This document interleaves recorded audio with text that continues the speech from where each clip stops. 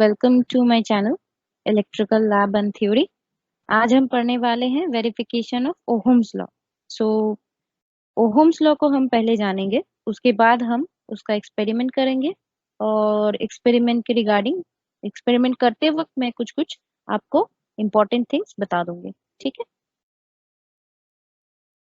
तो ये है हमारा पीडीएफ। तो पहले हम लोगों को जानना है कि क्या है हमारा ओहम्स लॉ क्या है। ठीक है, तो ओहम्स लॉ क्या है? ओहम्स लॉ बताता है कि हमारे कोई भी सर्किट में अगर कोई भी एलिमेंट के अक्रॉस में जो वोल्टेज होता है, वो वोल्टेज आपके उस एलिमेंट के थ्रू पास किए गए करंट के लीनियर होगा। ठीक है, मतलब V is directly proportional to I होगा अगर वो आपका लीनियर कंपोनेंट है। कभी भी अगर कोई प्रोपोर्शन रहता है तो वहां पे एक प्रोपोर्शनलिटी कांस्टेंट रहता है, राइट? तो वो प्रोपोर्शनलिटी कांस्टेंट यहाँ पे है रेजिस्टेंस। रेजिस्टेंस और कुछ नहीं है, एक कोई भी कंडक्टर मटेरियल जो होता है जिसके जो करंट को पास करवा सकता है, वैसा कोई भी मटेरियल होता है तो उसका एक इनहेरेंट प्रॉपर्टी होता है। इनहेरेंट प्रॉपर्टी मतलब उसका खुद का एक प्रॉपर्टी होता है, जो प्रॉपर्टी के जरिए वो क्या करता है, वो जो करंट है उसको लिमिट करता है, मतलब उससे ज्यादा वो करंट फ्लो नहीं होने देता है और वो करंट फ्लो को लिमिट करता है, और वो जो लिमिट करता है उसी को कहते हैं रेजिस्टेंस। तो रेजिस्टेंस जो होता है उसको हम यूनिट उसका यूनिट होता है ओहम। तो ओहम में हम लोग रेजिस्टेंस को मेजर करते हैं। तो इस फॉर्मूला से हम लोग को ये पता चलता है कि जो रेजिस्टेंस है वो इन्वर्सली प्रोपोर्शनल होता है करंट का। मतलब जितना आपका रेजिस्टेंस ज्यादा होगा उतना आपका करंट कम फ्लो होगा, और उल्टा भी, जितना आपका रेजिस्टेंस कम होगा उतना ज्यादा करंट फ्लो होगा। ओके, यहाँ पे मैंने आपको ओहम्स लॉ का ट्रायंगल्स भी दे दिया है, जहाँ पे आपको वोल्टेज, करंट और रेजिस्टेंस का अलग अगला दो एलिमेंट्स के साथ कैसे प्रोपोर्शन में रहता है उसको आप देख सकते हो। ठीक है, अभी आते हैं हम लोग कैसे इसको वेरीफाई करेंगे। तो वेरीफाई के लिए हम लोग क्या करेंगे, एक रेजिस्टर लेंगे जिसके अक्रॉस में हम लोग वोल्ट मीटर लगाएंगे, और उस रेजिस्टर के सीरीज में हम लोग एक एममीटर लगाएंगे। अभी पूछने वाली बात यह है कि हम लोग वोल्ट मीटर को क्यों अक्रॉस में लगाते हैं और एममीटर को क्यों सीरीज में लगाते हैं। देखिए, आप यहाँ पे देख सकते हैं, मैंने एक फोटो दे दिया है जिस फोटो में आपको दिख रहा होगा कि दो पाथ है ना? तो दो पाथ में क्या होता है, जब भी करंट को दो पाथ मिलता है तो वो पहले में कैसे डिवाइड होगा, वो according to their resistance value. जिसका रेजिस्टेंस ज्यादा होगा वहां पे कम करंट फ्लो होगा, जिसका रेजिस्टेंस कम होगा उस तरफ ज्यादा करंट फ्लो होगा, राइट? तो अभी क्या होगा, अगर हम लोग एमीटर को पैरेलल में लगा दिए, एमीटर को पैरेलल में लगा देने से क्या होगा, एमीटर के अंदर भी कुछ रेजिस्टेंस होगा, तो उस रेजिस्टेंस के अकॉर्डिंग उसके अंदर में करंट जाएगा। अगर वो रेजिस्टेंस ये वाले रेजिस्टेंस से कम हुआ तो ज्यादा करंट फ्लो करेगा, अगर रेजिस्टेंस ज्यादा हुआ तो कम करंट फ्लो का करेगा। इसका मतलब क्या हो गया, इसका मतलब ये हो गया कि आपका जो वैल्यू है जो कैलकुलेशन में आ रहा है वो कैलकुलेशन गलत हो जाएगा। मतलब आपको जो करंट मिल रहा है वो करंट एक्चुअली जो करंट इस रजिस्टर के थ्रू फ्लो हो रहा था वो नहीं मिल रहा है, आपको आपको दूसरा करंट मिल रहा है जो एमीटर के थ्रू फ्लो हो रहा है। इसका मतलब हम लोग एमीटर को सीरीज में नहीं लगा सकते। सिमिलरली आप लोगों को फिर से दोबारा एक सीरीज सर्किट दिखा रहा है, देख पा रहे होंगे। तो ये जो सीरीज सर्किट है इसमें क्या हो रहा है, सीरीज सर्किट में जो वोल्टेज है वो वोल्टेज डिवाइड हो रहा है। तो वोल्टेज डिवाइड होने से क्या होता है, जैसे आपने मानो वोल्ट मीटर को सीरीज में लगा दिया तो उसमें क्या होगा, वोल्ट मीटर का भी इंटरनल एक रेजिस्टेंस होगा, वो रेजिस्टेंस के अकॉर्डिंग उसके अक्रॉस में एक वोल्टेज होगा।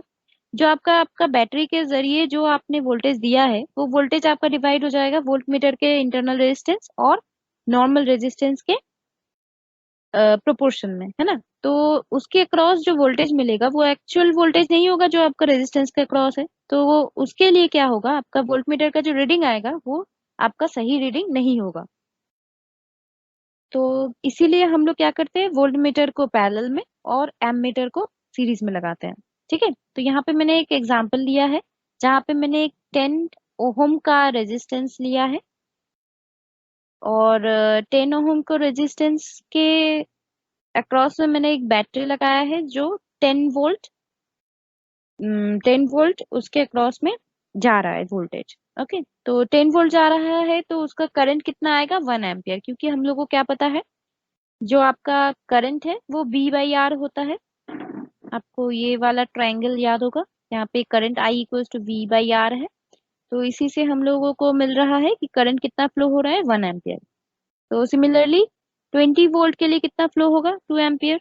अगर सेम रेजिस्टेंस हुआ तो 10 ओम का रेजिस्टेंस हुआ तो सेम एम्पियर करंट फ्लो होगा। ठीक है, अभी ये तो हो गया एक सिंपल सा सर्किट। अभी अगर सर्किट थोड़ा डिफिकल्ट हो जाए, मतलब आपका अगर एक सीरीज कॉम्बिनेशन हो जाए, मतलब 3 रेजिस्टेंस हो जाए जो सीरीज में है, तो उसमें क्या होता है। एग्जाम्पल, यहाँ पे मैंने क्या किया है, 3 रजिस्टर्स लिए हैं। ठीक है, तो अभी हम लोग देख पा रहे हैं कि ये सीरीज में है। तो सीरीज में हम लोग को पता है कि जो करंट है वो इसी के थ्रू पास होगा, यहाँ पे कोई और दूसरा पाथ नहीं है जो करंट भटक जाएगा। तो करंट यहीं पे इसी सर्किट में फ्लो करेगा। तो इसके वजह से क्या होगा, करंट जो है वो सेम रहेगा, पर जो वोल्टेज है वो वोल्टेज हर एक के अक्रॉस में अलग अलग होगा। ठीक है, और इक्विवेलेंट रेजिस्टेंस हम लोगों को पता है कि जब भी कोई सीरीज कनेक्शन में रहता है तो इक्विवेलेंट रेजिस्टेंस क्या होता है, समेशन ऑफ द 3 रेजिस्टेंसेस होता है। तो इस हिसाब से हम लोग इक्विवेलेंट रेजिस्टेंस निकाल लेंगे। करंट, जैसे मैंने बोला कि करंट आप लोगों का सिमिलर होगा क्योंकि सेम पाथ है, कोई दूसरा पाथ है नहीं कि करंट दूसरे पाथ में जाएगा। तो सिमिलरली करंट जो है वो सेम पाथ में होगा। वोल्टेज कैसे होगा, वोल्टेज आपका डिवाइड हो जाएगा, V1 V2 V3 हो जाएगा। और ये V1 V2 V3 को हम लोग कैसे मेजर कर सकते हैं, R1 into I, R2 into I and R3 into I, ऐसे करके हम लोग इसके अकॉर्डिंग ये वोल्टेज मिल जाएगा। तो now Ohm's law in parallel circuit. Ohm's law in parallel circuit में क्या होता है, पैरेलल सर्किट में हम लोग को पता है कि जो करंट होता है वो आपके 3 ब्रांचेस में डिवाइड हो जाता है। 3 ब्रांचेस में डिवाइड हो जाएगा तो क्या होगा, आपका करंट डिफरेंट हो जाएगा, लेकिन वोल्टेज जो है वो हर एक एलिमेंट के अक्रॉस में सेम रहेगा। मतलब वोल्टेज आपका सेम रहेगा और करंट जो है वो डिवाइड हो जाएगा। और इक्विवेलेंट रेजिस्टेंस निकालने के लिए हम लोग क्या करते हैं, 1/R equivalent equals to 1/R plus 1/R2 and 1/R3। मतलब ये टोटल इसके जो रेसिप्रोकल्स है उसका इनवर्स, रेसिप्रोकल्स के एडिशन का इनवर्स, मतलब ये 1/R इक्विवेलेंट है। तो इसको आर इक्विवेलेंट मतलब क्या होगा, ये टोटल जो आएगा इसका इनवर्स करना पड़ेगा। ठीक है, तभी मिल जाएगा हम लोग को रेजिस्टेंस का, इक्विवेलेंट रेजिस्टेंस का वैल्यू। तो हमने यहाँ पे 10 20 20 किलो ओम का लिया है, तो यहाँ पे हम लोगों को कितना मिल रहा है, 5 किलो ओम का मिल रहा है। ठीक है, और इसके अकॉर्डिंग हम लोगों को इसका जो अक्रॉस में जो हम लोग वोल्टेज है, वो वोल्टेज हम लोगों ने 10 वोल्ट ही दिया है, 10 वोल्ट का ही हम लोगों ने दिया है। तो 10 वोल्ट के अकॉर्डिंग उसका जो टोटल आर इक्विवेलेंट से ही हम लोगों को टोटल करंट पता चलेगा, तो वो हो जाएगा आपका 2 एम्पियर। और इंडिविजुअल ब्रांच करंट के लिए हम लोग ऐसे भी मेजर कर सकते हैं, जो V है तो वोल्टेज है, क्योंकि वोल्टेज हम लोगों का सबका सेम है, तो same divided by R1 divided by R2 and divided by R3 करने से हम लोग को उन लोग का इंडिविजुअल करंट पता चल जाएगा। ठीक है, अभी हम लोग आते हैं नॉन ओहमिक डिवाइसेस में। अब नॉन ओहमिक डिवाइसेस मतलब ऑब्वियसली वो लोग ओहम्स लॉ को ओबे नहीं करेंगे, मतलब ओहम्स लॉ को नहीं मानेंगे। और ओहम्स लॉ को नहीं मानते हुए उन लोगों का V वर्सेस I ग्राफ जो होगा वो स्ट्रेट लाइन नहीं होगा, वो कुछ और होगा, कर्व हो सकता है, पैराबोलिक हो सकता है, हाइपरबोलिक हो सकता है, लॉगरिदमिक हो सकता है, वो डिपेंड करता है उसके नेचर के ऊपर। तो ऐसे कौन से डिवाइसेस है, टंगस्टन फिलामेंट बल्ब है, डायोड है, थर्मिस्टर है, एक्सेट्रा, ये सारे का क्या है, उनका V वर्सेस I ग्राफ अगर वो किसी सर्किट में रहा तो वहां का V versus I graph will not be linear. Okay, तो अभी हम लोग आ जाते हैं प्रोसीजर में। अब प्रोसीजर में क्या है, हम लोग यहाँ पे कैसे कनेक्शन करेंगे उसका प्रोसीजर मैं यहाँ पे दे के रखी हूँ। तो सेम थिंग है, यहाँ पे मैंने वी लैब से लेके एक उसका सिमुलेशन का भी पार्ट यहाँ पे डाल दी हूँ, ताकि आप लोगों को क्लियर आइडिया हो जाए इसके ऊपर। जो वोल्ट मीटर है उसको क्रॉस में लगाया है, एमीटर जो है वो सीरीज में लगाया है। ठीक है, तो यहाँ पे मैंने स्टेप्स दे दिया है, आप वीडियो को पॉज करके उसको देख सकते हो, आप नोट कर सकते हो यहाँ पे जितना भी है स्टेप्स। ये सीरीज कनेक्शन के लिए है, तो आप सीरीज कनेक्शन के लिए भी यहाँ से कर सकते हो। ये बहुत जरूरी चीज है कि हम लोग जो सीरीज कनेक्शन में करते हैं ना, तो जो कॉम्बिनेशन है मतलब R1 और R2 दोनों के अक्रॉस में वोल्टमीटर लगाते हैं। ये चीज बहुत इंपॉर्टेंट है, इसीलिए मैंने ये वाला स्टेप 1 और स्टेप 2 को कलर कर दिया है कि ये ही वाला बहुत इंपॉर्टेंट है। यहाँ पे कंफ्यूज नहीं होना है। यहाँ पे हम लोग को इंडिविजुअली वोल्टेज नहीं मेजर करना है। क्यों? क्योंकि हम लोग को कॉम्बिनेशन का वोल्टेज मेजर करना है। ठीक है। करंट यहाँ पे सेम होगा। क्यों करंट सेम होगा? क्योंकि ये सीरीज सर्किट है। यहाँ पे जो करंट है वो कहीं पे डिवाइड नहीं हो रहा है। ठीक है। तो ये आप लोग यहाँ पे मेजर कर सकते हैं। यहाँ पे वीडियो को पॉज करके आप लोग देख सकते हैं। अब ये पैरेलल सर्किट में है। पैरेलल सर्किट में क्या हो रहा है? करंट डिवाइड हो रहा है, लेकिन हम लोग को इंडिविजुअल करंट नहीं मेजर करना है। हम लोग को टोटल करंट मेजर करना है, क्योंकि हम लोग को टोटल देखना है कि अगर ये रेजिस्टेंस जो है अगर पैरेलल में लग जाए तो क्या इसका वोल्टेज और करंट का बिहेवियर चेंज हो जाएगा, वो हम लोग चेक कर रहे हैं। तो इसीलिए हम लोगों को इसके पूरा कॉम्बिनेशन मतलब रेजिस्टर कॉम्बिनेशन यहाँ पे मैंने मार्क कर दिया है कि रेजिस्टर कॉम्बिनेशन के अक्रॉस में हम लोगों ने वोल्टमीटर लगाया है, एंड रेजिस्टेंस कॉम्बिनेशन के सीरीज में हम लोगों ने एमीटर लगाया है। सेम मैंने यहाँ पे वीलैब का भी सिमुलेशन का भी फोटोग्राफ डाल दिया है ताकि आप लोगों को दिक्कत ना हो। अभी ये आ जाता है हमारा ऑब्जर्वेशन में। अब ऑब्जर्वेशन में क्या है, मैंने वीलैब से ही ऑब्जर्वेशंस लिए हैं। तो ऑब्जर्वेशंस में मैंने क्या लिया है, पहली बार में मैंने रेजिस्टेंस का वैल्यू 10 ओम लिया है, और वोल्टमीटर का रीडिंग मैंने 5 10 15 20 ऐसे करके वेरी किया है। तो हम लोग को एमीटर रीडिंग कुछ ऐसा ऐसा मिला है। ठीक है।